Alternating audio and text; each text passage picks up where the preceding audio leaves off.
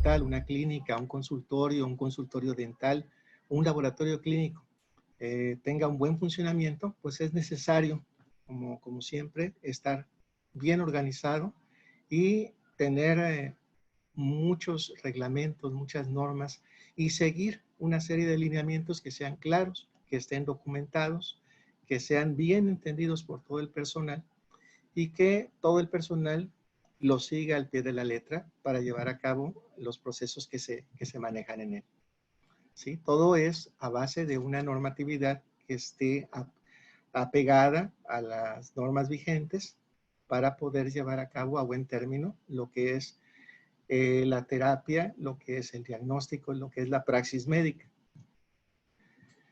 En el caso del consentimiento informado, tenemos nosotros que existen una interacción en la salud entre lo que es el equipo de salud, por un lado el médico, el servicio de enfermería, la administración de las clínicas, por otro lado el paciente.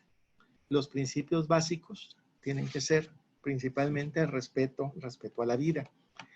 Básicamente, aquí entendido el respeto a la vida, es porque en ocasiones no se entiende o se da por sobreentendido que el paciente acude con el médico y que el médico va a respetar precisamente la vida del paciente.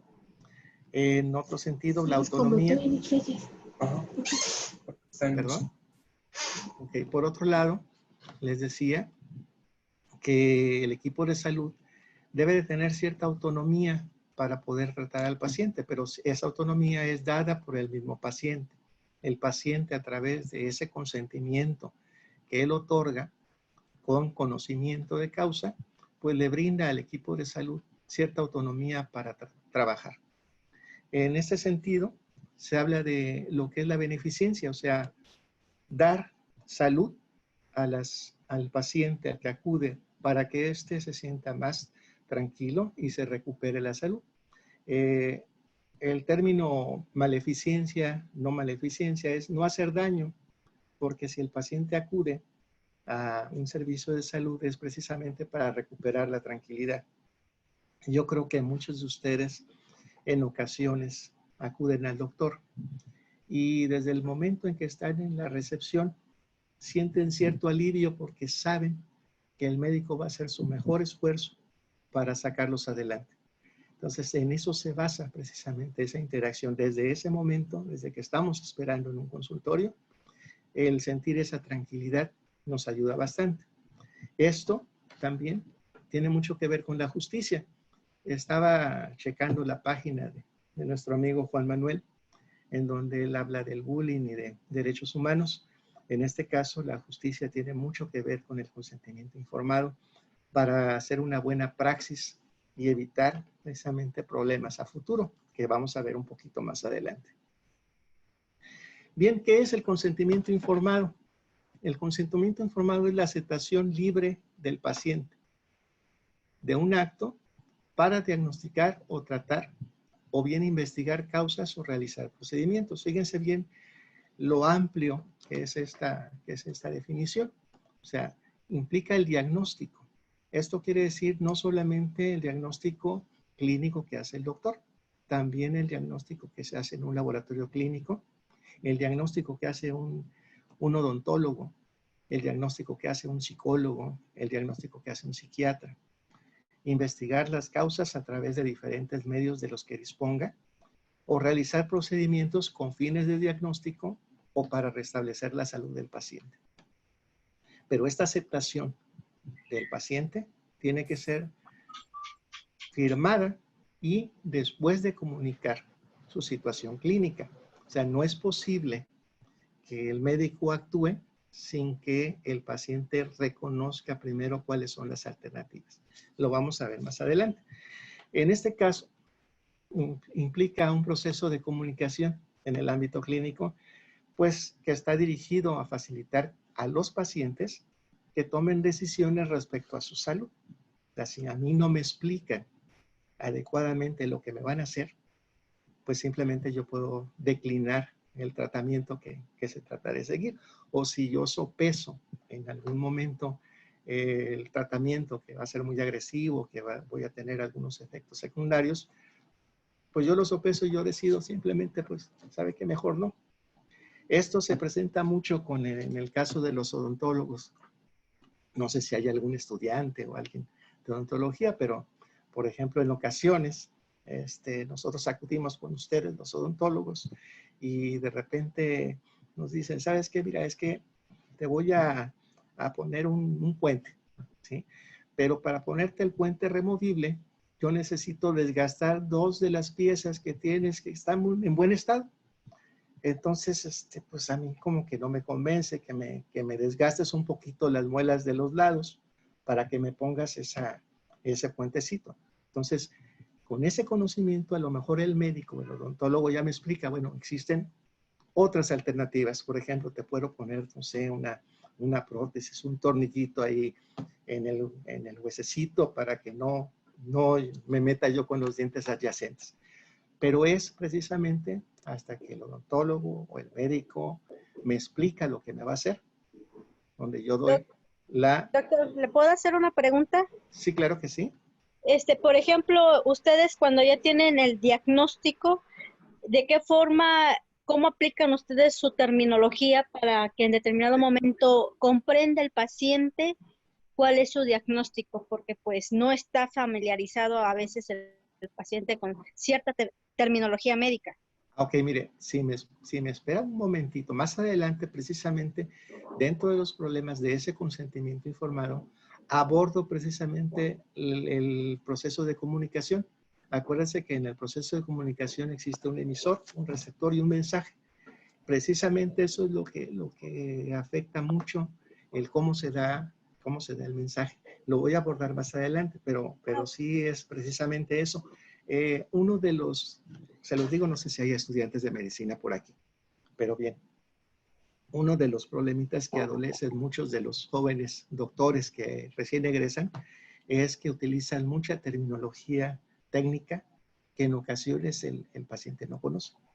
También nos pasa a nosotros los químicos, no soy doctor, soy químico, pero nos pasa cuando están en un laboratorio y nosotros solicitamos muestras. O sea, yo no le puedo decir, en el caso de lo que me está preguntando, yo no le puedo decir a un paciente, a una persona que no, aparentemente, que yo la vea, que no sabe, yo no le puedo decir, me vas a traer una muestra de heces fecales, porque no vas a ver, definitivamente no vas a ver lo que le estoy pidiendo. Te tengo que decir simple y llanamente, me tienes que traer un pedazo de caca, así, sin más. Entonces, eso es de las cosas que vamos a platicar más adelante, ¿sí? Entonces, vamos a ver la que sigue. Bien, ¿cuál es la definición entonces de lo que es el consentimiento informado? Sí, es un acuerdo de voluntades entre el médico y el paciente. El primero realiza una propuesta de plan médico quirúrgico. Debe de informar de los riesgos, los beneficios y solicita al paciente o a una persona que esté a cargo del paciente la autorización para atender cualquier urgencia o cualquier procedimiento que se salga del esquema básico, ¿sí? Todo esto se deriva del acto autorizado, ¿sí? Y la aceptación con la firma del paciente o de su responsable legal, ¿sí? Les pongo un ejemplo. Aquí abajito les puse un ejemplo para algunos de los estudiantes. Ahorita que está la contingencia, se habla mucho de tratamientos experimentales. Se habla de la dexametasona, por ejemplo, ¿sí? Y que algunas personitas la están comprando y se están administrando dexametasona, que sabemos que es un corticoide, que tiene muchos efectos secundarios. Lo están utilizando como preventivo y no se debe utilizar como preventivo. Ya saben los médicos que es exclusivamente para tratar algunas fisiopatologías específicas que se puede utilizar. Sin embargo, hay gente que lo está utilizando. Y fíjense, aquí en la pantalla, en la parte de abajo les puse algunos de los efectos secundarios que tiene la dexametasona. Son problemas en la vista, hay convulsiones. Si lo están tomando para el COVID, para evitar complicaciones, y la complicación es provocada por la dexametasona, como la dificultad para respirar o la dificultad para tragar, pues entonces es contraproducente. Por eso es importante que cualquier tratamiento sea lo que indica el médico, no automedicarse, ¿sí? Miren, lo que es el consentimiento informado surge después de la Segunda Guerra Mundial. En 1947 se redactó en Helsinki, ¿sí?, un código que se llama Código Nuremberg. Este código surge precisamente de las atrocidades del nazismo.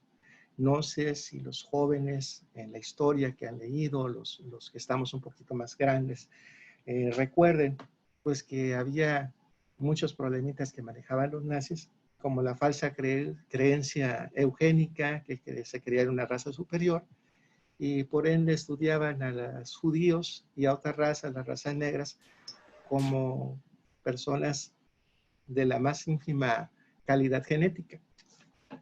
Ellos excluyeron a los médicos judíos, de hecho los apresaron, hacían esterilizaciones forzadas, había leyes racistas, exterminio masivo, y sobre todo se habla mucho de muchos experimentos médicos que ellos hicieron, experimentos tan raros, tan difíciles de pensar en la actualidad que se hubieran hecho de esa manera, que la comunidad mundial quedó horrorizada cuando se supo todo esto. Entonces, eso fue el antecedente para que se hiciera un consenso entre los médicos del mundo para consagrar en un código los principios del consentimiento informal. Miren, aquí les tengo, ¿sí?, los nueve principios que habla ese código Nuremberg, ¿sí?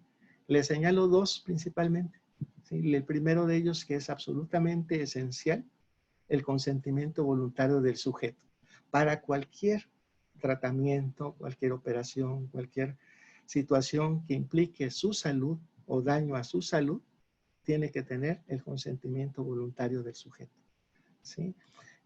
También aquí, si se fijan en el número 4, dice que el experimento debe ser ejecutado de tal manera que evite todo sufrimiento físico, mental y daño innecesario. Aquí se ha avanzado mucho, ya no se realizan, ha habido muchas películas que hablan sobre lo mismo, pero ya no se realizan los experimentos que se hacían antes. Sin embargo, aquí surge otro problemita. Ahora se han estado empleando animales de experimentación. Y obviamente que las sociedades protectoras de animales a nivel internacional pues también han tratado de establecer reglas claras para evitar la crueldad animal en el caso de los experimentos que llevan a cabo las grandes farmacéuticas y todos los que son los institutos de investigación. Pero bueno, ese es otro cantar. Otro de los puntos que les señalo, el punto 8, es que cualquier experimento debe de ser conducido solamente por personas calificadas. ¿Por qué les digo esto? Yo estuve viendo, no sé si ustedes sepan que en la Ciudad de México es uno de los estados, ahora ya es un estado, en donde ya se permite el aborto, ya es algo legal, ya tienen ese derecho las mujeres. Sin embargo, existen muchas clínicas que se anuncian en los periódicos que abordan el problema y lo abordan como si vendieran cualquier producto. Solucionamos tu problema, no ha llegado tu regla, ven, acude, aquí están las.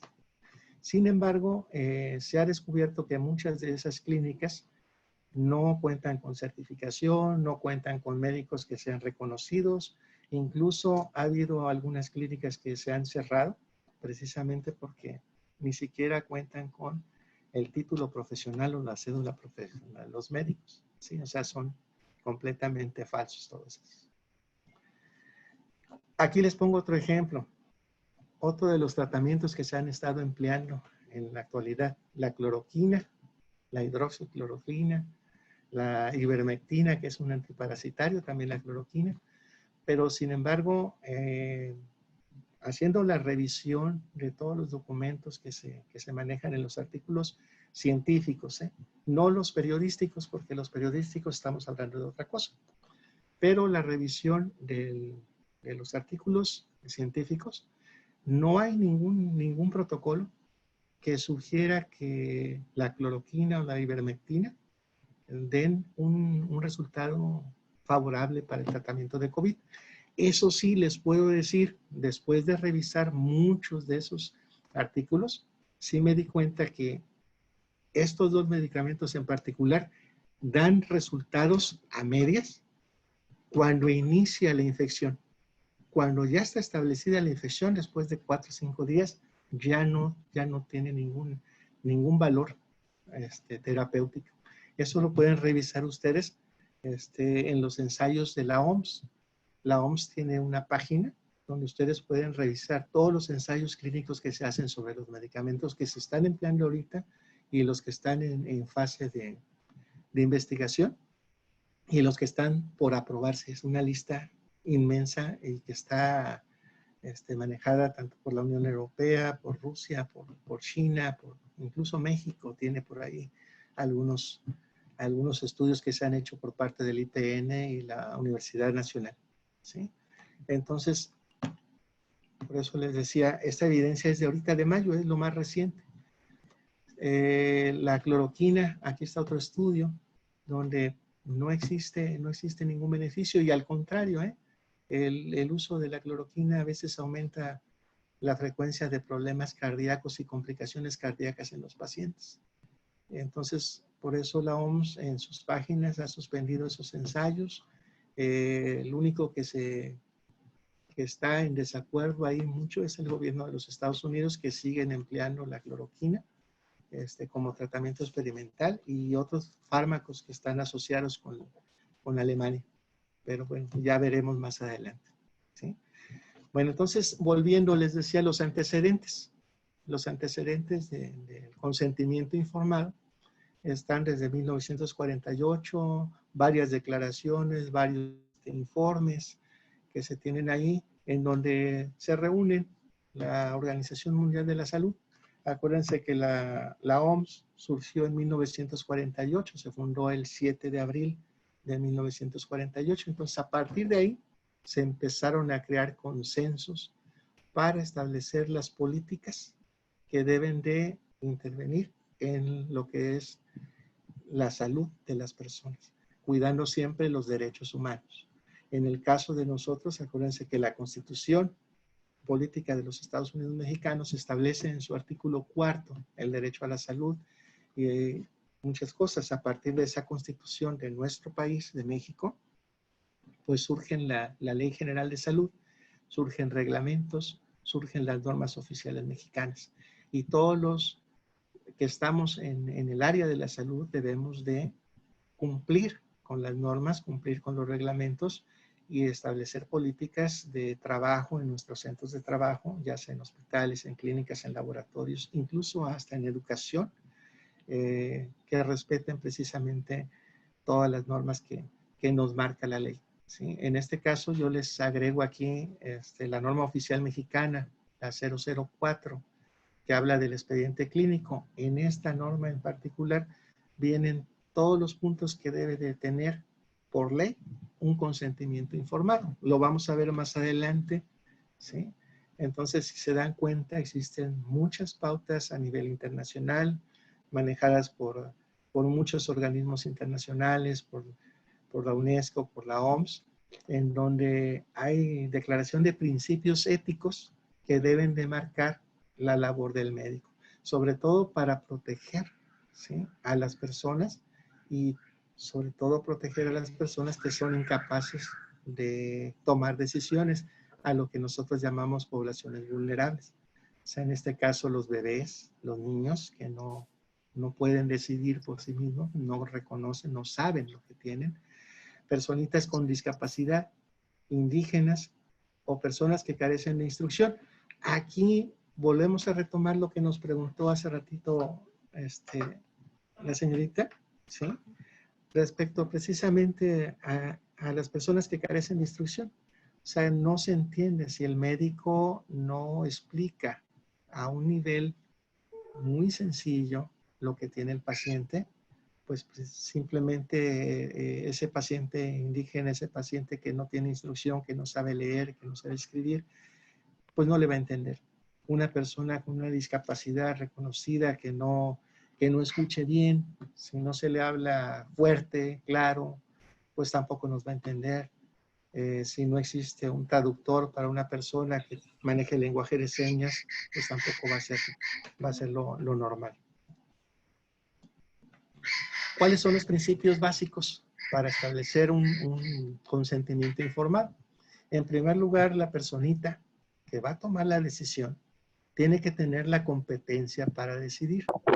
O sea, si yo soy un paciente que estoy hospitalizado y no tengo razón mental, si no puedo decidir, yo no tengo competencia. O sea, a mí no me pueden informar y mucho menos yo puedo decidir sobre lo que van a hacer. Pero en este caso interviene un tutor, interviene una persona responsable. Pero la persona que tome la decisión debe de ser competente para decidir. ¿Después de qué va a decidir? Pues precisamente de que tenga la información suficiente sobre lo que se le va a hacer, ya sea tratamiento, ya sea intervención quirúrgica, intervención odontológica, incluso los análisis de laboratorio o análisis de gabinete como rayos X, como tomografías. Es necesario darle información suficiente, ¿sí? Incluyendo todo esto, por supuesto, una explicación clara. Muy bien, volvemos a hacer mención a esa información que sea clara. Por ejemplo, aquí, no sé si les ha pasado, cuando van a alguna radiografía, pues usualmente nos dan una hojita de consentimiento y nos dicen que nos van a someter a radiación rayos X y que esa radiación, bueno, pues no nos va a afectar porque va a ser a una baja intensidad y va a ser nada más una vez al año, no sé, cuando acudimos a esa toma, y entonces no va a haber ningún problema. Sin embargo, nos deben de explicar en el consentimiento que no debemos de meter nada que interfiera o que pueda dañar, como son cadenas, como son anillos, como son cosas metálicas. ¿Sí? Entonces, ya conociendo todo esto, pues ya tenemos la libertad de decisión, o bien la persona responsable de ese paciente ya tiene la libertad para decidir sobre lo que se le va a hacer. El consentimiento resulta en una autorización, la autorización que otorga el paciente o el responsable o el familiar sin que exista coacción o fraude. O sea, yo no puedo decirle, yo le voy a practicar este procedimiento para que usted obtenga esto. ¿Sí? No puede haber ninguna coacción. Si usted no se hace esto, usted se va a morir. Tampoco yo le puedo decir eso. Yo le tengo que dar alternativas al paciente. El médico es lo que me tiene que decir. ¿Cuáles son las alternativas si yo no me someto a un tratamiento, a un procedimiento? Si hay alguna alternativa por el cual yo pueda mejorar mi condición sin el procedimiento que el doctor me dice. ¿Sí? Entonces, esa autorización está basada en el entendimiento pleno y la aceptación de ese procedimiento, como les decía a los odontólogos, como les decía, no sé, procedimientos médicos que son a veces muy aparatosos. En el caso ahorita del COVID, sabemos y hemos escuchado mucho hablar de la intubación. Cuando vemos el procedimiento de intubación, cuando nos explican que la intubación implica que el paciente debe de someterse a un coma inducido, que el paciente puede tener infecciones nosocomiales, que es el porcentaje muy alto de que se presenten infecciones nosocomiales, hasta en un 80% de que puedan existir infecciones por pseudomonas, que es una bacteria, por enterobacterias, por estafilococos, porque ese procedimiento en especial, trazado en un laboratorio, tiene que ser bajo muchas condiciones de sanidad, mucha higiene y ser tratado el paciente con antibióticos. Entonces, cuando decimos a lo mejor no te vas a, el auxilio mecánico que te estoy dando te va a salvar la vida momentáneamente, pero probablemente tengas una infección secundaria que te pueda dejar alguna secuela o incluso te pueda quitar la vida. ¿Sí? Entonces, todo eso, el médico debe decir cuáles son los riesgos, cuáles son los beneficios, qué alternativas tienes, ¿sí? Sin asustar al paciente, por supuesto, porque algunos doctores son muy muy radicales, es decir, bueno, pues yo lo trato así y esa es mi manera de tratar, ¿no? Es lo único que yo sé hacer. ¿Sí? Entonces, pero el paciente precisamente por eso tiene el consentimiento informado. Yo puedo declinar que algún doctor me trate. Todo redunda en un documento firmado por el paciente, firmado por el médico, firmado por el tutor. Entonces, ¿qué es el consentimiento? Es un acto de igualdad. Si vamos a hablar de derechos humanos, pues es un acto en que el paciente, ¿sí?, está de tú a tú.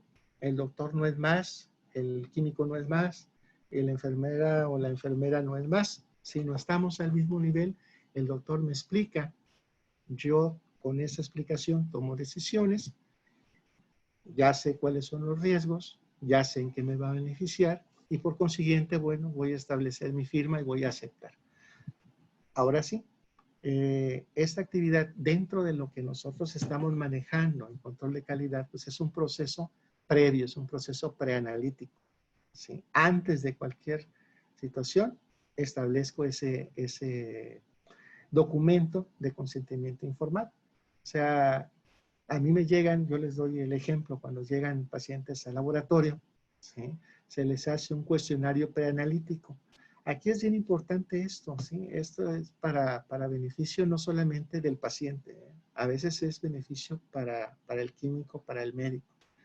Entonces, ese cuestionario preanalítico en la actualidad se hacen muchas preguntas. Más adelante les pongo un ejemplo de ese cuestionario respecto al COVID, porque resulta que ahora muchos laboratorios están acudiendo personas que tienen sintomatología COVID y sin embargo engañan en el cuestionario preanalítico. O sea, ¿qué viene? No, vengo a hacerme un exudado faríngeo. Y el exudado faríngeo, bueno, para ver alguna infección bacteriana o en algunos casos algunas infecciones por hongos. Pero, ¿y qué tiene? Le pregunto yo, no, pues no, nada más me garraspeo, una ligera tos, nada más. No me dice el paciente que tiene temperatura, que ha tenido temperatura, que ha tenido dolor de cuerpo, nada. ¿Sí? El paciente todavía va con la idea de que tiene una infección bacteriana porque lo que no quiere escuchar es que tiene COVID. ¿Sí? Y sin embargo, así se han presentado mucho. Entonces, la irresponsabilidad del paciente en esos casos pone en riesgo al personal de salud. ¿Sí? Imagínense que llegan pacientitos que tienen COVID, no nos dicen, no se toman previsiones, ¿sí? O se toman las previsiones normales que se están tomando ahorita en los laboratorios, en los consultorios, de ponerse todo el equipo para trabajarlo, pero siempre existe el riesgo de que ese paciente, bueno, de que no se sanitice adecuadamente el lugar donde estuvo, que haya tocado algo, que haya dejado fomites por ahí. Entonces, sí es un riesgo precisamente el que a veces el paciente no dé la información completa, ¿sí?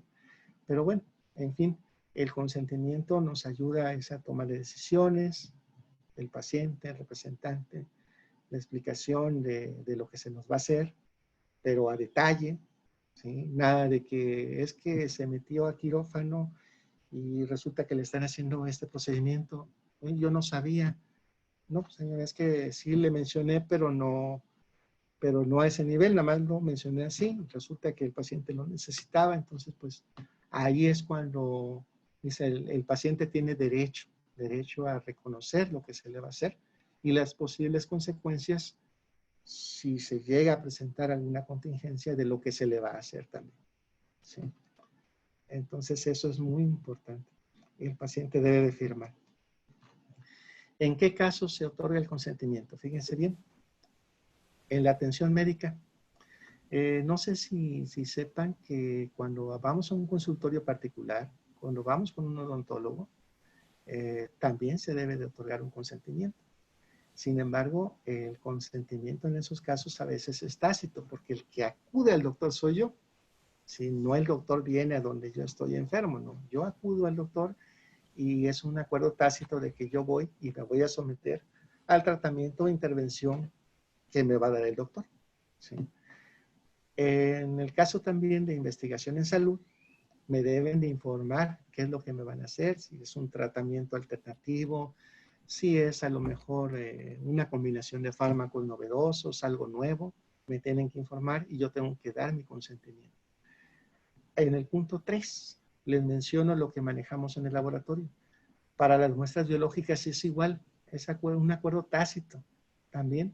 En el caso de que vayas al laboratorio a querer algún servicio, pues desde el momento en que tú estás acudiendo, tú estás dando ese consentimiento para que se te tome la muestra y que se analice la muestra. Sin embargo, el laboratorio, ¿sí?, es responsable de que se te hagan las pruebas por las que tú solicitaste ese servicio. Les pongo un ejemplo aquí que sucede no solamente en Poza Rica, sino en muchas partes del país. ¿Sí? Las compañías que contratan personas, en muchas ocasiones mandan a hacer análisis para asegurar de que el nuevo empleado pues esté en buenas condiciones de salud. Mandan a hacer una biometría hemática, mandan a hacer un general de orina, mandan a hacer, no sé, principalmente un coparparasitoscópico. Sin embargo, ¿sí?, hay un acuerdo entre algunos laboratorios y a esas muestras se les realiza también la prueba de embarazo, en el caso de mujeres, y en algunas ocasiones se les pide también por parte de la compañía la prueba de VIH, sin explicarle al paciente que se va a hacer su prueba de VIH. Entonces, en dado caso, si estamos hablando de discriminación, ninguna compañía tiene, ¿sí?, el derecho a discriminar a las personas por padecer VIH o alguna mujer por estar embarazada. Entonces, el laboratorio no puede hacer pruebas si no tiene el consentimiento de las personas que están acudiendo a tomar las muestras. Otra de las utilidades del consentimiento es cuando se hacen estudios sobre el genoma humano o para saber resultados genómicos, por ejemplo, de pruebas de paternidad. ¿Sí? Entonces necesitamos el consentimiento. No puede una señora o un señor ir a decir, ¿sabes qué? Te traigo la muestra aquí de saliva o de un cabello de fulanita porque me quiere quitar al niño y yo quiero saber si ese niño es mío, si no es mío, etcétera. Ya saben los problemas legales que hay. Bueno, el laboratorio no puede, ningún laboratorio puede entregar resultados si no existe el consentimiento de las dos partes. Aquí retomo lo que nos preguntaban hace ratito. Siempre en la comunicación, por ahí vi a dos personitas del área de comunicación. Ellas no me dejarán mentir que sí existe un emisor, un receptor y el mensaje. Les decía que el mensaje tiene mucho que ver y ustedes me lo hicieron saber, ¿no? El mensaje que tiene el médico debe de ser claro, debe de ser entendible, debe de ser al nivel de la persona que estamos atendiendo. Les decía, yo no puedo decirle, ¿cómo andas de las heces fecales? No, o sea, si es una persona que no entiende, le dice, ¿cómo andas de tu caca? Perdónenme la expresión, pero lo tengo que decir de esa manera. No hay más, ¿sí? Oye, no le voy a decir, ¿cómo andas de tus micciones? No, tienes mal de orín, ¿sí? A lo mejor a algunos no les resulta familiar, pero se tiene que hablar así, dependiendo de la persona a la que se está estableciendo, dependiendo del receptor, para que nos entiendan y que entiendan los procedimientos. ¿Sí? Fíjense bien aquí en algo muy importante, aquí los elementos del consentimiento, que es voluntario, la información que debe dar el médico o el personal de salud, de enfermera, psicólogo, odontólogo, químico, etcétera, ¿sí?, debe de ser en cantidad y calidad, para que no nos quedemos con cara de what, ¿qué me está proponiendo? ¿Qué me está haciendo? ¿Qué me va a hacer?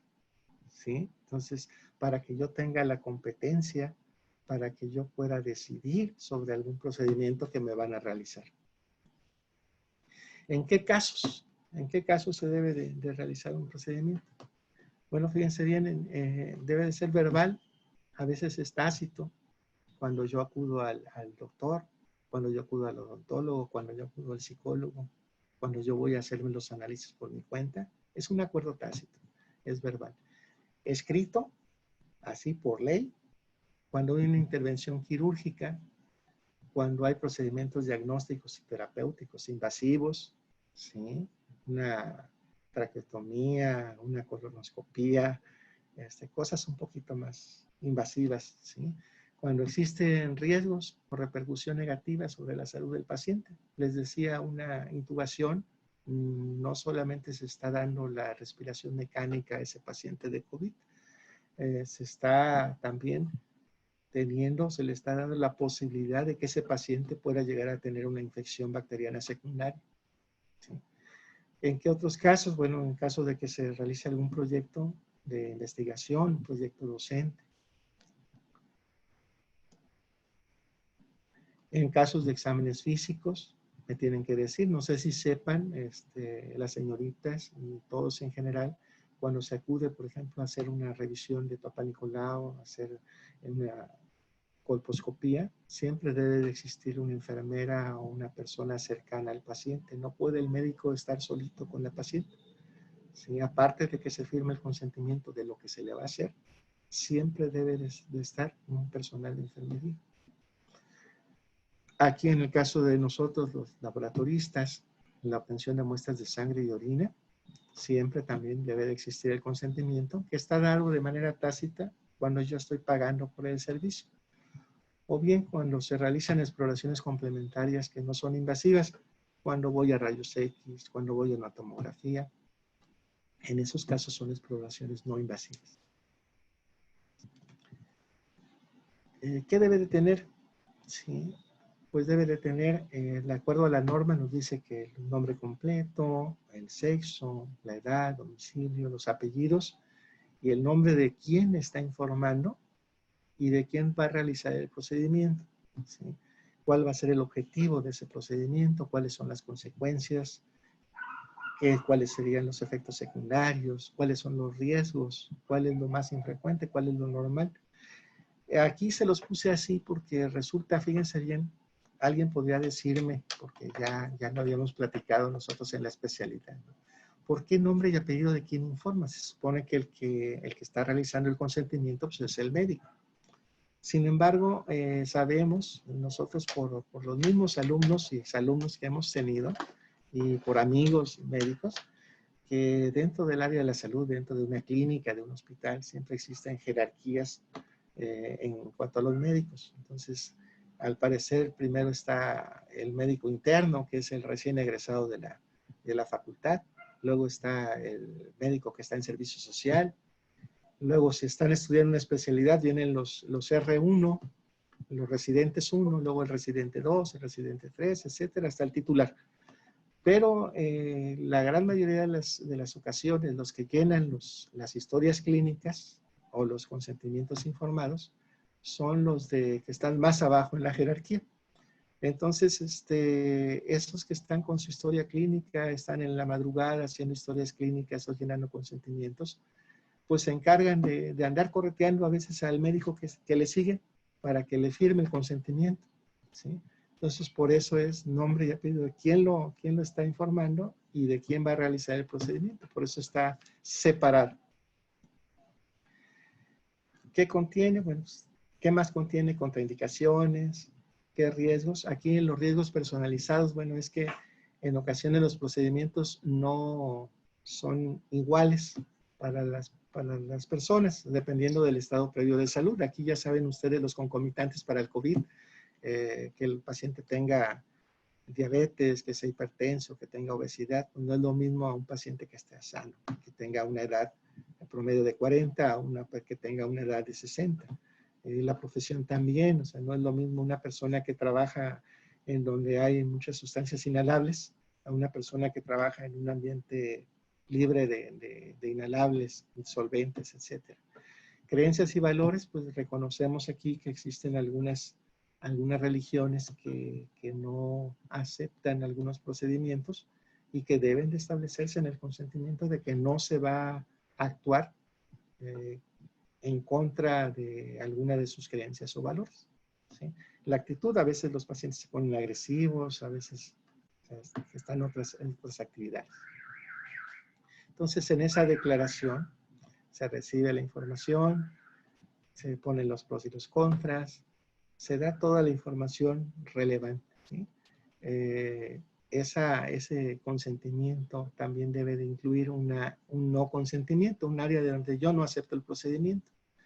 Aquí en este sentido les pongo un ejemplo que estaba buscando hace ratito, porque, y volviendo al tema de las personas que a veces no entienden el procedimiento, leyendo sobre un reporte de la Comisión Nacional para Prevenir y Erradicar la Violencia contra las Mujeres, una asociación que se llama CONAVIM, en el 2013, menciona que el 27% de la población indígena femenina fue esterilizada sin consentimiento cuando acudieron a un servicio médico. Entonces, imagínense la gravedad de este caso. Principalmente menciona el informe que en los estados de Chiapas, Oaxaca, Veracruz, Tabasco.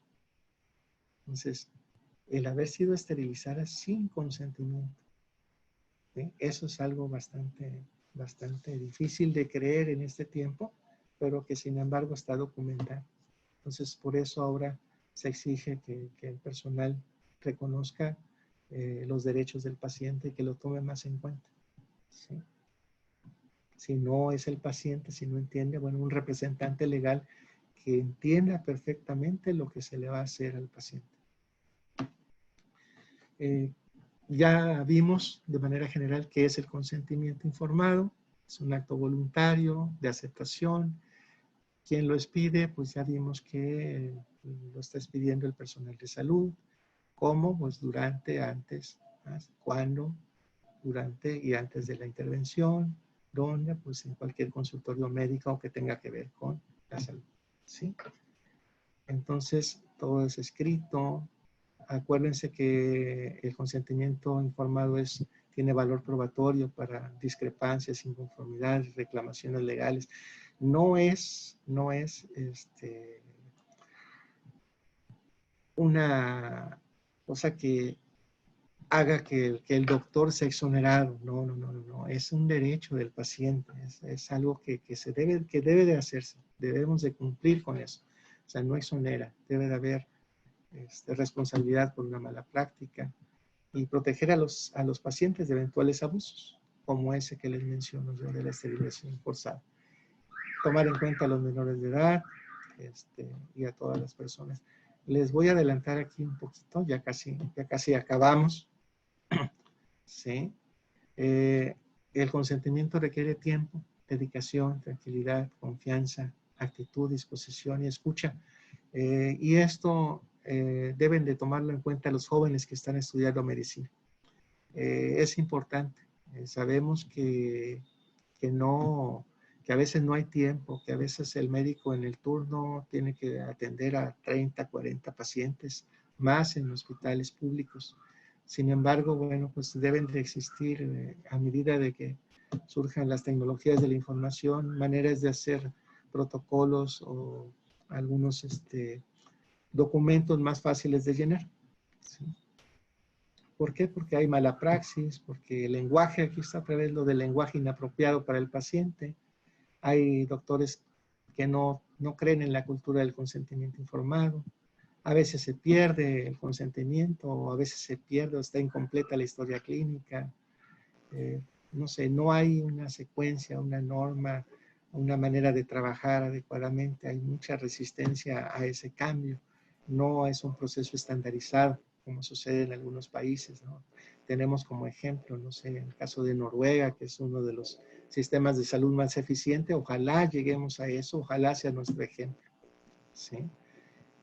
Aquí están los riesgos, que el paciente a veces no conoce lo que se le va a hacer, no conoce sus derechos, no los hace valer. A veces el paciente, eso también es malo para nosotros, pues no nos da la información correcta. A veces nos faltan formatos de consentimiento. Acuérdense que en el IMSS a veces no hay ni hojas para reportes, nos dan una hojita donde nos anotan la medicina y eso es lo que vamos a llevar, una hojita X. Entonces a veces es cuestión también de economía, ¿no? Hay más riesgos. Los procedimientos no se clarifican, no se explican bien los beneficios, a veces hay dificultad entre los padres, entre los esposos, los hijos. Un hijo quiere que se le haga el procedimiento, otro que no. En fin, existen muchas cosas, ¿no? Y que se deben de hacer. Entonces, La capacitación es importante, generar la conciencia en los pacientes, en los familiares, de que se debe de establecer un consentimiento para un tratamiento, para poder supervisar, para auditar. Todo eso es importante.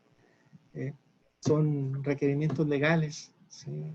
Todos los requerimientos legales están situados del lado izquierdo de su pantalla: la capacidad, posesión del derecho, la libertad. Eso tiene que ver con las leyes. Aquí, casi por último, ¿sí? les pongo un cuestionario preanalítico para un paciente que acude al servicio de laboratorio. ¿Sí? Fíjense que todas las preguntas tienen que ver con la sintomatología clásica del COVID. O sea, preguntas muy sencillas y es un cuestionario muy fácil de llenar.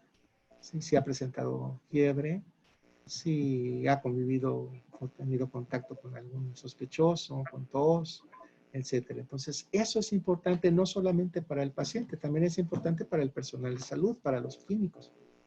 ¿Sí? Es todo el procedimiento. Entonces, esto lo debe de saber. Además, por ejemplo, ya no es, este consentimiento es cuando se está tratando o las personas que están a cargo de ese pacientito. O sea, se le explica, ¿sí? Se le explica los procedimientos que se les van a hacer para evitar que tengan algún daño subsecuente del tratamiento que se les va a realizar. ¿Sí? De nuevo, aquí vienen los criterios que debe de cumplir el consentimiento informado. ¿Sí? Y por último, bueno, pues aquí están los 5 errores de comunicación más comunes. Sí, a veces el médico lo que dice solamente tiene sentido para él. A veces hablan demasiado, complican las cosas. A veces no controlan del todo el mensaje. A veces parece que el médico está enojado. No permite las preguntas, no permite hablar a las personas. Si estuviera dando una conferencia y dan demasiadas cosas por sentadas. Entonces, una recomendación a los que van a estudiar medicina: ¿qué hacer como médico? ¿Sí? A odontólogos también, a personal de psicología, de enfermería. Ser empáticos, tener una actitud positiva, aprender a escuchar, aplicar la inteligencia emocional, tratar a todos por igual, resolver los conflictos entre los familiares, entre las personas que estén en el hospital, y comunicarse con eficacia y utilizando el lenguaje apropiado. Y sobre todo ponerse en los pies del otro, siempre ser positivo, y en cuestiones médicas no dar nada por sentado, porque en ocasiones surgen problemas y si no le expliqué yo al paciente que esos problemas podían surgir, puede pensar que es mi culpa el que yo lo esté tratando de diferente manera a la que yo le dije que lo iba a tratar. ¿Sí? Entonces, por último, bueno, aquí les dejo algunos enlaces. Le voy a hacer llegar la presentación a Alonso, para que tengan algunos antecedentes sobre lo que es el consentimiento informado. Entonces, el consentimiento informado es un proceso, no es un documento. Muchas gracias. Muchísimas gracias a usted, Químico, de verdad. Me ha parecido una magnífica conferencia, de verdad me ha aclarado muchas dudas que yo tenía y me ha parecido muy completa, muy vasta y muy interesante esta conferencia. De verdad, muchas gracias. Ahora es el momento de pasar a despejar todas nuestras preguntas. Melissa, has levantado la mano. ¿Puedes hacer uso de tu micrófono? Adelante. Buenas tardes, doctor. Tenía una pregunta acerca de cuando usted habló sobre que hay personas que en su religión no aceptan ciertos procedimientos. Hay ciertas religiones en las que no se acepta la transfusión de sangre. Si un paciente llega por emergencia y a este se le debe hacer una transfusión de sangre obligatoria para que pueda seguir con vida, ¿esto puede causar denuncias o algo posteriormente?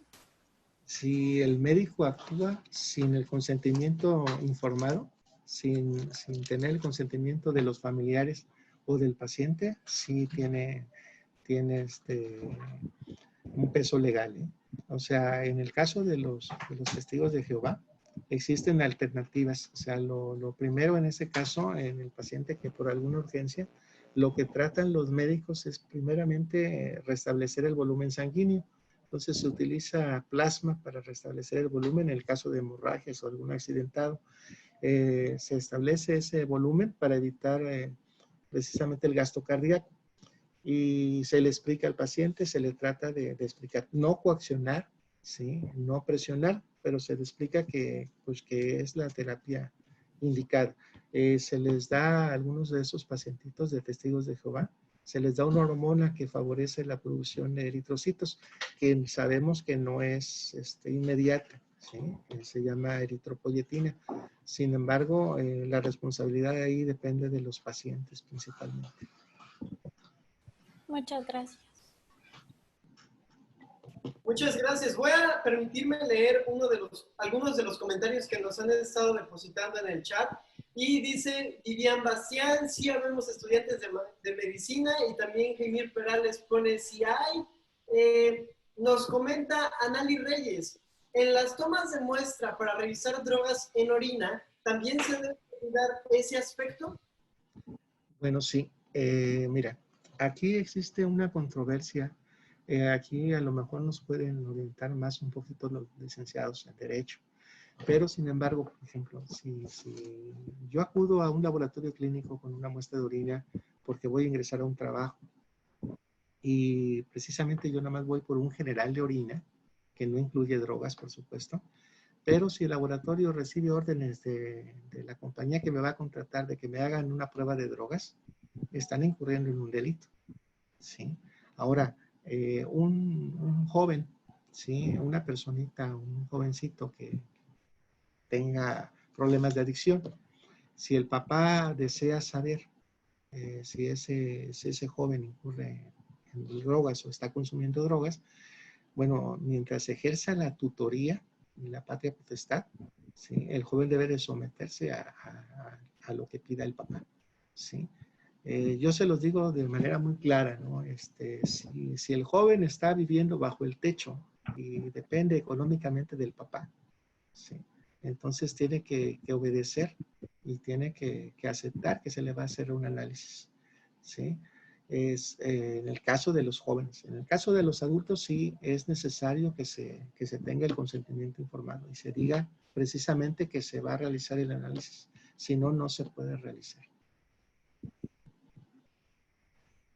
Ok, muchas gracias, Químico. Nos pregunta el usuario de un Huawei 9 2019, ¿cómo pueden ustedes ampararse si el paciente decide, si el paciente dice que hubo una negligencia médica? Usted como químico desde su trinchera, ¿cómo nos recomendaría que pudiéramos ampararnos? Y después de la respuesta puede hacer uso de la voz la persona que está detrás del Huawei Y9 2019, por favor.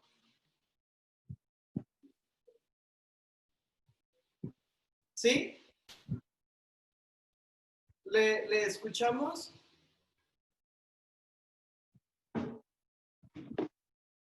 Sí, al parecer no ha activado su micrófono. Ok, en lo que recobramos la transmisión, ok, voy a seguir leyendo algunos de los comentarios. Nos dice Inix Reyes Guzmán, gracias Químico por su presentación, saludos. Esther Estrada Calvaro dice, excelente conferencia, Químico Alfredo, dudas aclaradas, felicidades. Nos comunica Yesenia Ibarra García, muy buena presentación, gracias Químico. Nos dice Margarita Villa, hubo un caso relacionado donde un niño necesitaba transfusión sanguínea, pero su religión se lo impidía. Fue entonces cuando se usó el interés superior del menor y entonces no hubo consecuencias legales para los doctores que salvaron al niño. Bueno, esta es una de las excepciones y de los casos con que nos podemos llegar a topar en la vida. Muy buen comentario, Margarita, gracias. Nos dice Juan Morales Nava, gracias Químico por esa información, que para los que no somos estudiantes de medicina o tenemos algo que ver con ciencias de la salud, ha sido 100% entendible y me servirá esta ponencia a un futuro, ya que siempre he estado interesado en el marco legal de la medicina, porque actualmente estudio Derecho y Ciencias Políticas. Bueno, si alguien más quisiera hacer el uso de la voz, adelante, por favor, Perla Yasmín. Parece ser que por las condiciones climatológicas y como todo esto es en vivo, nuestro ponente tuvo unas dificultades, nos está indicando. Entonces, bueno, quiero que me vayan comentando ahora ustedes a mí, ¿qué tal les ha parecido este congreso? ¿Qué tal les pareció esta ponencia? ¿La pueden hacer uso de la voz? Adelante, levanten su mano para darles el uso de la voz o pueden colocar su comentario en el chat. Adelante, por favor, Perla Yasmín Martínez. Por favor, te escuchamos. Sí, pero quería hacerle una pregunta al químico. Ajá. Sobre el consentimiento informado, por ejemplo, en el caso de los menores de edad, como mencionó, que pues tiene que hacerlo algún familiar, en algunos casos pues son los padres, pero la duda es sobre la firma, o sea, porque en el consentimiento está el del Perdónenme, representante. un problema de internet, discúlpenme.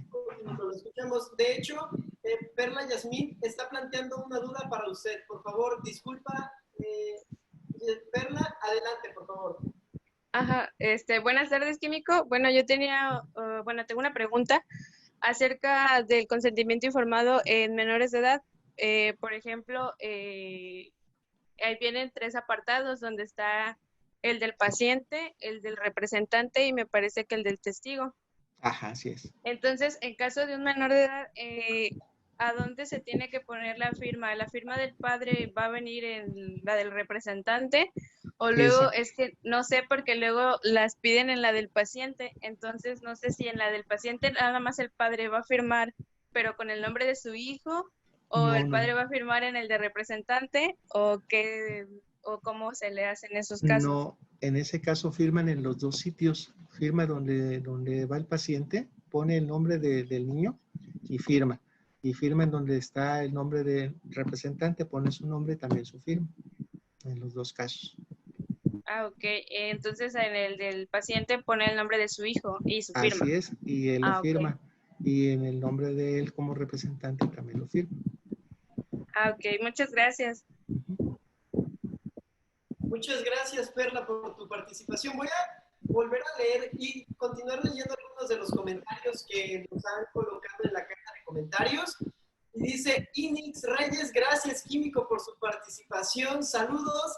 Esther Estrada Cavalaro, excelente conferencia, químico Alfredo. Dudas aclaradas, felicitaciones. Gracias, Esther. Yesenia Ibarra García, muy buena presentación. Gracias, químico. Gracias. Nos comenta de igual manera. Margarita Villa comentó un caso que voy a darle lectura para que lo escuche usted también, químico. Dice, hubo un caso relacionado donde un niño necesitaba transfusión sanguínea, pero su religión se lo impedía.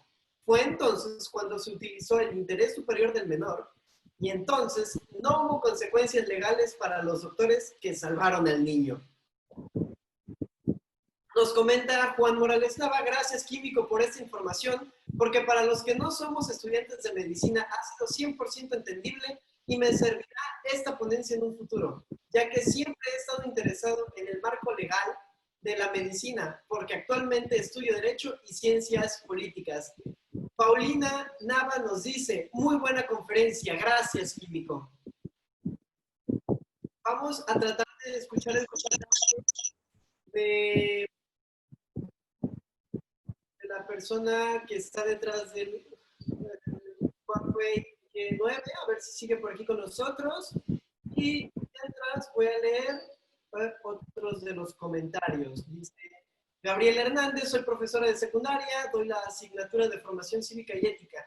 Muchas gracias por la invitación, muchas gracias al químico por la conferencia, me servirá mucho para mi vida y para compartir con mis alumnos. Jorge Iturrarte Landero, nos dice muchas gracias, químico, el tema es muy interesante y abarca varias áreas como la medicina, la odontología, la química, farmacia y en materia de investigación científica. Esto es cierto. El objetivo de todas estas charlas y conferencias y de todo este congreso es eso. No nada más especializarnos en un área, sino tener con un panorama general y un conocimiento de distintas áreas para que podamos ser las personas multiculturales y multifacéticas. De verdad, es muy, muy interesante y de verdad, gracias por seguirnos en la transmisión de todo este congreso. De verdad. Alarcón Paz, gracias Químico y gracias Manolo por traernos estas conferencias. Saludos. Gracias Juan y también te mando un fuerte abrazo hasta tu casa. Dice Blanca Georgina Sánchez Jaquín, muchas gracias, yo soy odontóloga, pediatra y me sirve para enriquecer mi conocimiento y el consentimiento informado de mi consulta. Es muy, muy interesante y agradecemos todos los comentarios. ¿Ya se extendieron, no? Oye, no sé, buenas. Sí. No sé si ya tengo ahí un problemita, no sé si sea yo o sea. Las condiciones climatológicas, acá donde estamos en las instalaciones también está lloviendo, entonces también tenemos el miedo de que en algún momento se nos corte la señal y pedimos ya estaba yo pensando en el COVID. Continúo leyendo, dice Patsy Díaz, de igual manera doy las gracias porque este curso me ayudará en mi futuro y es muy interesante. Dice Yarice, muchas gracias, Químico, como siempre, excelente manera de explicar las maneras. Si alguien quisiera hacer uso de la voz, adelante, es el momento. Antes de que se nos corte. Sí, antes de que se nos vaya otra vez la señal. Bueno, en lo que alguien se anima o surge alguna duda, recuerden que podrán pasar constancias de participación a nuestras instalaciones.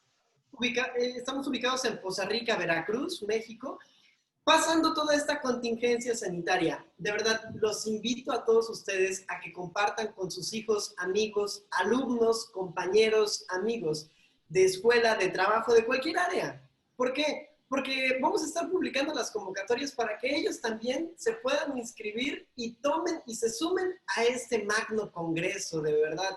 Este tipo de congresos multidisciplinarios llega a tener un valor de aproximadamente, por muy bajita la mano, como decimos coloquialmente, 3,500. Entonces, pues bueno, nosotros se los estamos trayendo hasta ustedes, hasta la comodidad de sus hogares y de forma completamente gratuita, de verdad.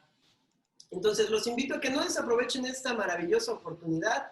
Y bueno, les voy a pedir a todos ustedes, de favor, que enciendan sus cámaras para hacer la foto del recuerdo, como ya tenemos costumbre antes de finalizar estas magnas conferencias. Por favor, invitamos a Aide Kaufman, Ilse Yanelli, Gabriela, Melissa, Sofía,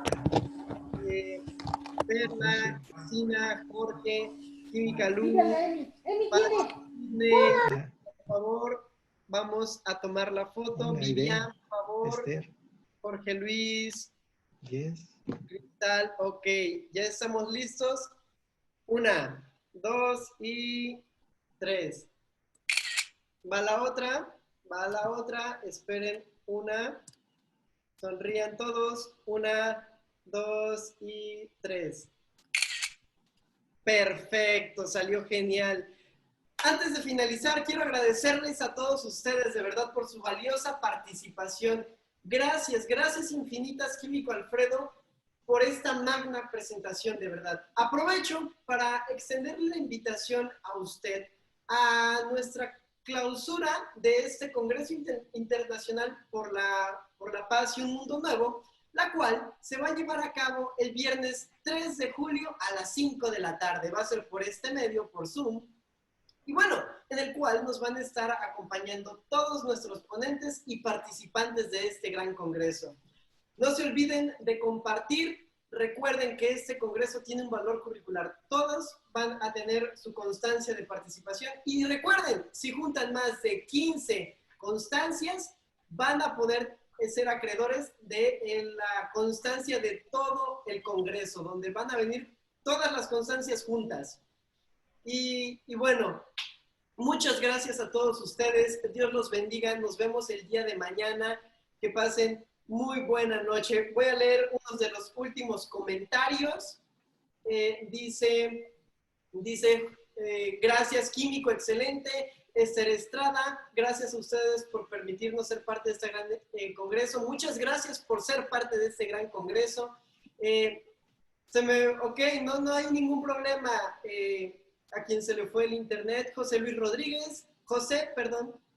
dice, gracias, Químico, por esta excelente conferencia. Saludos. Bueno, nos dice el Químico Alfredo, muchas gracias. Jorge Iturralde Landero dice, muchas gracias, Químico, y gracias, Jorge, por estar con nosotros. Elizabeth Pérez, un gran gusto verlo, Químico, fue una excelente conferencia. Sidney García Lobato, gracias, Químico, una conferencia excelente sobre un tema de mucha importancia. Un saludo. Muchas gracias y nos vemos el día de mañana. Que pasen buena noche. Dios los bendiga y les mando a todos un muy fuerte y caluroso abrazo hasta sus hogares. Los quiero. Nos vemos mañana. Gracias. Hasta luego. Gracias. Cuídense mucho. Hasta luego. Hasta luego. Gracias. Un gusto verlos, chicos. Gracias, Químico. A ustedes, muchas gracias por Saludos, escucharnos. Químico. Saludos. Gracias, Yesenia, hasta luego. Esther, Aide, todos. Elizabeth, Connie. Bye, cuídense mucho. Dios los bendiga y cuídense y no salgan, por favor. Sí, muchas gracias. Bye, hasta luego.